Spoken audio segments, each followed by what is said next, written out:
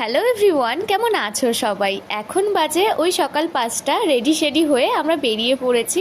আমরা আজকে যাচ্ছি হচ্ছে দক্ষিণেশ্বর। তারপরে আমরা চলে আসলাম স্টেশন, আর ওই দেখো ট্রেন আমাদের জন্য কিন্তু দাঁড়িয়ে আছে। ট্রেন করে আমরা পৌঁছে যাই দক্ষিণেশ্বর স্টেশনে। আমরা পুজো দিতে গেছিলাম শনিবার, তো সকাল 6টায় কিন্তু আমরা দক্ষিণেশ্বর মন্দিরে পৌঁছেই গেছিলাম। যেহেতু সকালের টাইমটা খুবই ভিড় হয়, তারপরে আজকে আবার শনিবার, তাই আমরা ওখানে গিয়ে কোথাও আর দেরি না করে আগেই ব্যাগ ফোনটা রেখে দিয়ে ডালা নিয়ে সোজা চলে গেছিলাম মায়ের কাছে।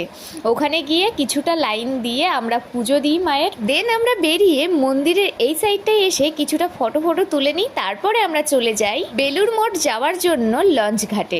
আর জানো, 7টার মধ্যে কিন্তু আমাদের পুজো দেওয়া কমপ্লিট হয়ে যায়। আমরা এখানে এসে বসে থাকি। এনারা বলেন যে 8টার সময় লঞ্চ ছাড়বে, তো তার জন্য আমরা এখানে 1 ঘন্টা বসে থাকি। দেন 8টা বাজে, তারপরে ওই যে দেখো আমাদের লঞ্চ আসছে। চলো আসছি পরের পার্ট নিয়ে।